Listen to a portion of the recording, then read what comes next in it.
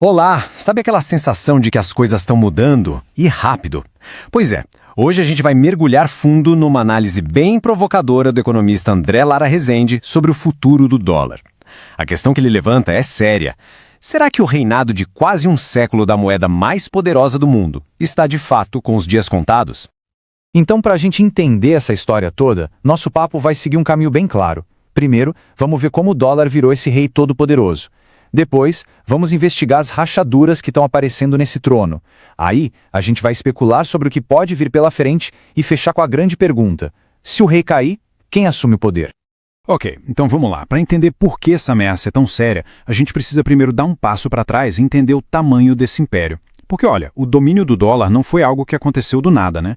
Foi uma construção de décadas, um século inteiro. A história é longa, mas a gente pode resumir assim.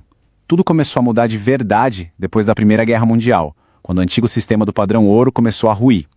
O grande salto veio em 1944 com o famoso Acordo de Bretton Woods. Ali foi batido o martelo. O dólar seria o centro de tudo. E mesmo quando os Estados Unidos cortaram a ligação do dólar com o ouro, lá em 71, ele continuou firme e forte. É exatamente esse legado, essa estrutura toda que agora parece estar balançando. Bom, com esse cenário histórico em mente, vamos agora para o ponto central da discussão. Como é que essa ordem, que parecia tão sólida, começou a ser ameaçada? E a frase do André Lara Rezende é direta, sem rodeios. Não há mais dúvida, o predomínio do dólar está ameaçado. Isso aqui não é só uma teoria, gente, é um alerta bem sério de que talvez a gente esteja vivendo uma daquelas viradas históricas no sistema financeiro global. Ok, mas de onde vem essa ameaça exatamente? É aqui que a análise fica mais específica. Segundo Lara Rezende, o problema não é um desastre natural, uma crise econômica qualquer. A origem seriam políticas bem específicas da administração Trump, que estariam, na prática, minando os próprios alicerces que sustentam o dólar. Tá, mas como assim minando os alicerces? Na prática, o que isso quer dizer? Para entender isso, a gente precisa olhar para o que de fato sustenta uma moeda como a principal do mundo. Vamos ver quais são esses pilares.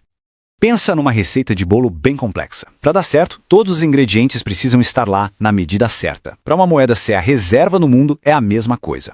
Os especialistas concordam que existem 6 ingredientes fundamentais. A gente está falando de estabilidade econômica, um banco central que trabalha sem interferência política, liberdade para o dinheiro entrar e sair, mercados financeiros gigantes e confiáveis, leis que são respeitadas e, por fim, a ideia de que essa moeda é um bem de todo mundo. Se começar a faltar um desses, o bolo desanda.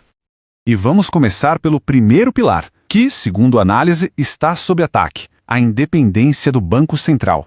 A fonte destaca que os ataques políticos e as ameaças de demitir o presidente do Fed, o Banco Central americano, são talvez o risco mais grave de todos, porque no fim das contas, mexer com a autonomia do BC é como mexer no coração do sistema financeiro. E claro, uma coisa leva a outra. Essa pressão sobre o Banco Central afeta diretamente o segundo pilar, a estabilidade da economia. O que a análise aponta é que essa combinação de pressão por juros mais baixos ao mesmo tempo em que se corta impostos e se aumenta gastos do governo, bom, isso cria um cenário de muita incerteza. E incerteza é tudo que os investidores globais não querem. E essa incerteza toda bate em cheio no terceiro pilar, o livre fluxo de capitais. É simples, né? Se quem investe, especialmente quem é de fora, começa a achar que as regras do jogo podem mudar a qualquer momento, como por exemplo com uma nova taxa sobre os investimentos em títulos do governo, o que essa pessoa faz? Procura um lugar mais seguro para colocar o dinheiro. É natural. E tem mais um pilar fundamental sendo abalado: a ideia de que o dólar é um bem público global. Pensa assim, o dólar deveria ser como uma grande rodovia internacional, neutra, que todo mundo pode usar para fazer negócios. Mas o que a análise de Lara Rezende diz é que quando os Estados Unidos começam a usar essa rodovia como uma arma, aplicando sanções e bloqueios, os outros países naturalmente começam a procurar ou a construir estradas alternativas. E olha, não é só a política que está jogando lenha nessa fogueira não, hein? A tecnologia também tem um papel importante nisso. O surgimento de moedas digitais privadas, mesmo aquelas que são ligadas ao dólar, adiciona uma camada de risco. A análise alerta que isso pode criar um tipo de sistema financeiro paralelo, sabe? Com menos transparência e, consequentemente, com mais chance de dar um problema sério lá na frente. Ok, diante de tudo isso, se o dólar realmente começar a perder força, para onde o mundo vai? Como fica o cenário global? A análise que a gente está seguindo desenha 2 futuros bem diferentes um do outro. E a escolha é basicamente essa, uma encruzilhada. De um lado, a gente tem um cenário de fragmentação. Imagina o mundo se quebrando em blocos comerciais regionais, cada um com sua própria moeda de referência. Um cenário que, segundo a análise, aumenta o risco de conflitos e pode ser pior para todo mundo. Do outro lado, a gente tem a troca de guarda. Um novo líder assume o posto. E nesse caso, todos os olhos se voltam para a China e sua moeda. Isso nos leva, então, à peça final do nosso quebra-cabeça. A grande pergunta que fica no ar sobre quem poderia ser esse sucessor.